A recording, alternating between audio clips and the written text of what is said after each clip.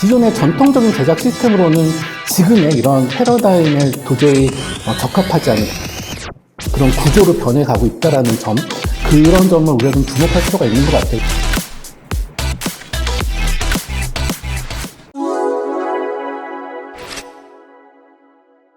안녕하세요. 저는 MBC 예능PD 최민근이라고 하고요. KMG 코리아 메타버스 저널이 이제야 나왔다는 게 저는 좀 늦었다라고 생각이 들 정도로 정말 너무나 환영하고요. 이제 앞으로 메타버스로 가는 방향에 있어서 대중들에게 많은 부분들을 공감하게 만들어주고 준비할 수 있게 되는 그런 창구이자 또 플랫폼이 되기를 희망하고 꼭 그렇게 될 거라고 믿습니다. 기쁜 마음으로 인터뷰에 응하도록 하겠습니다. 축하드립니다. 감사합니다. 첫 번째 질문입니다.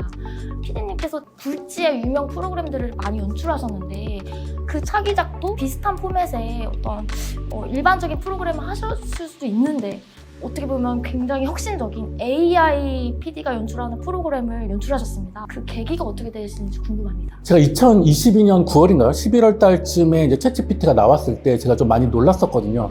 제가 놀랐던 부분은 인간처럼 생각하고 또 인간처럼 말을 한다는 그 지점이었어요. 그래서 사실 더 놀랐던 점은 우리가 생각하지 못했던 영역에서 창의적인 아이디어를 낸다는 점. 그러니까 사람들은 그때는 그 당시에 이걸 할루시네이션이라고 해서 뭔가 AI의 오류라고 생각을 했었는데, 그러니까 저 같은 이제 엔터테인먼트 영역에 있고 이제 컨텐츠를 만든 사람의 입장에서 볼 때는 어떻게 이런 생각들을 해낼 수가 있지? 그동안 우리가 생각하지 못했던 그런 조합들.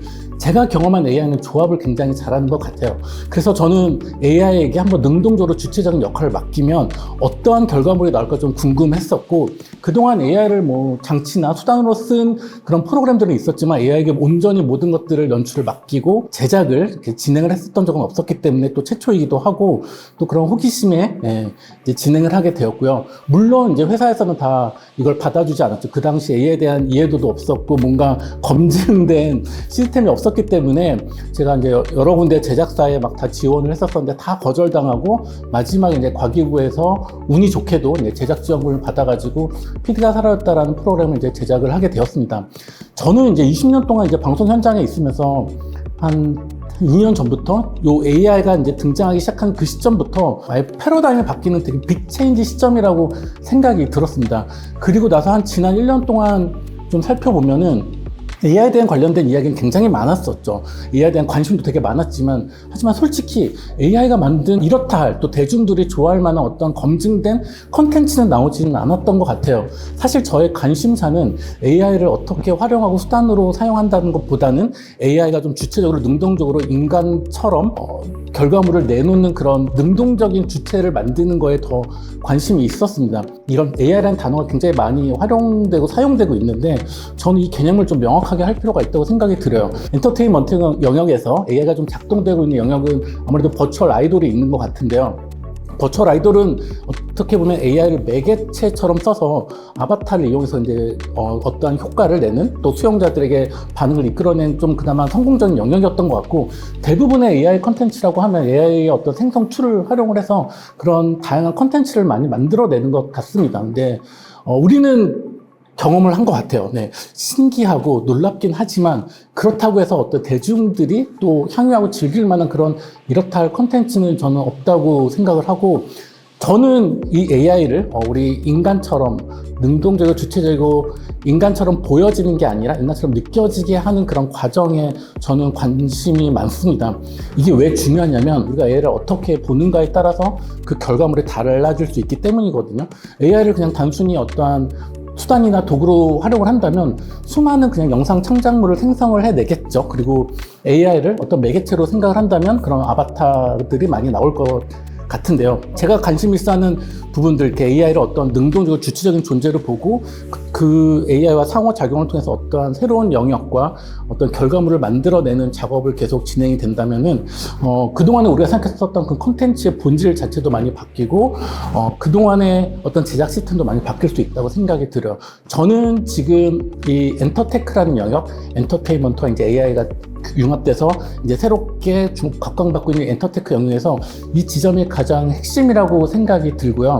AI가 단순히 어떤 수단이나 장치가 아니라 능동적으로 주체적인 존재로서 어떠한 역할을 하게 되는지에 대해서 관심이 많았기 때문에 이런 프로그램을 제작했었던 것 같습니다.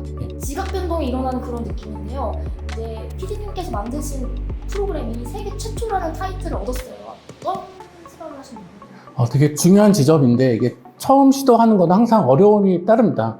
저는 그게 잘못돼서 어려움이 생겼다고 생각하지 않고 익숙하지 않았기 때문이라고 생각이 들거든요. 이 PD가 사라졌다 예를 들면 이거는 예능 프로그램은 아니거든요. 많은 분들이 오해를 하고 계시는데 AI가 어떻게 사람처럼 예능 프로그램을 잘 만들 수 있는가를 지켜보는 것은 아니었고 AI가 이렇게 주체적으로 프로그램을 진행을 할 때 출연자들이 그 AI에 대해서 어떻게 느끼고 어떤 감정을 겪는지에 대한 그 과정들을 관찰하는 프로그램이었거든요. 이른바 사회실험 같은 프로젝트였었는데 이제 그렇다 보니 아무래도 시청자들이 볼 때나 또 출연자들이 볼 때 낯설고 좀 어색한 부분들이 있었던 것 같아요. 하지만 저는 그 지점, 처음에 AI로 등장을 했다가 그 다음에 인간처럼 받아들여지고 또 소통을 하게 되고 그러다가 이제 PD로 나오거든요. 이 AI PD가 되는데 그런 PD의 권위가 인정되는 그 시점들, 어느 순간부터 이 출연자들이 그런 감정들의 변화를 느끼게 되고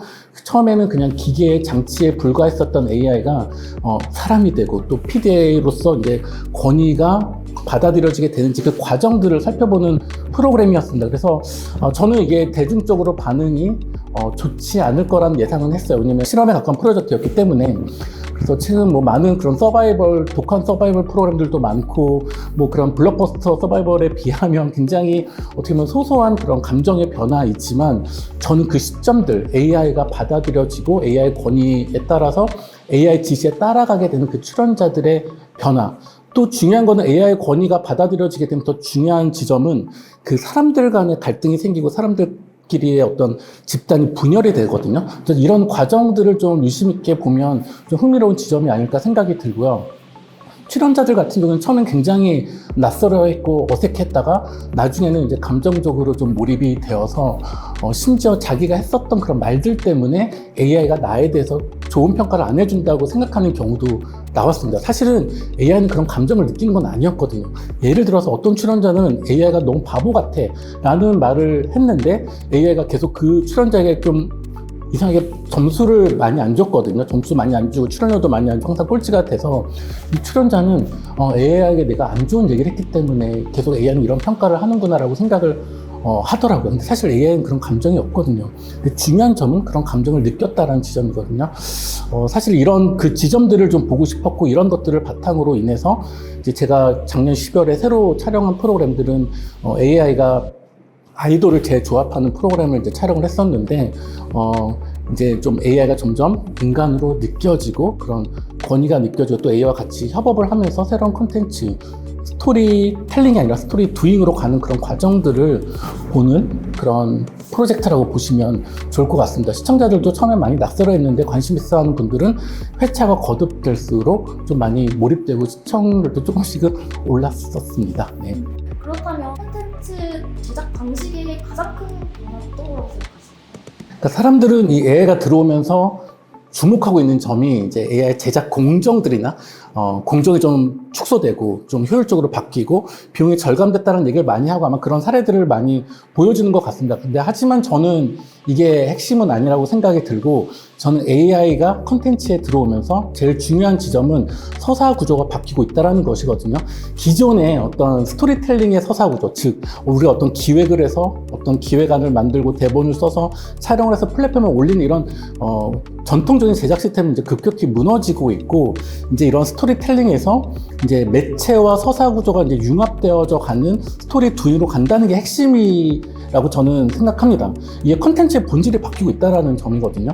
그래서 기존의 어떤 전통적인 제작 시스템들은 지금 다 무너지고 있다고 보면 되고 이제는 어떤 생산자와 어떤 이용자 그리고 어떤 플랫폼 간의 어떤 그런 경계들 그리고 현실과 과상견 다 무너지고 있기 때문에 이제는 어떻게 보면은 이제 콘텐츠 제작자라는 얘기보다는 어쨌든 플랫폼 설계자 혹은 누구나 이제 컨텐츠를 만들고 참여할 수 있는 그런 장이 열렸기 때문에 컨텐츠 제작이라는 말보다는 컨텐츠 생성이라는 말이 더 맞다고 생각이 들 정도로 이제 컨텐츠의 패러다임이 완전 바뀌고 있다 생각이 들고요. 최근에 이런 버추얼 아이돌이나 버추얼 컨텐츠를 만드는 제작사들을 보면 기존에 우리가 알지 못했던 전혀 새로운 영역에서 그런 집단들이 어떤 새로운 컨텐츠를 만들어내고 있거든요. 이거 굉장히 주목해야 될 지점이라고 생각이 들고, 왜냐면 기존의 전통적인 제작 시스템으로는 지금의 이런 패러다임에 도저히 적합하지 않은, 따라갈 수 없는 그런 구조로 변해가고 있다라는 점, 그런 점을 우리가 좀 주목할 필요가 있는 것 같아요. 그래서 저는 이걸 빅블러 현상이라고 하는데, 모든 경계가 지금 다 무너지고 융합되고 지금 굉장히 그런 패러다임이 바뀌는 큰 시점이라고 생각이 듭니다. 그래서 기존의 전통 제작 시스템들은 이제 더 이상 어떤 기능을 하지 못할 거라고 생각이 들고요. 이런 AI가 이 컨텐츠랑 융합이 돼서 만들어지는 새로운 장르와 영역에 대한 이해를 빨리 캐치하지 않으면 도태되지 않을까, 그런 생각을 하고 있습니다.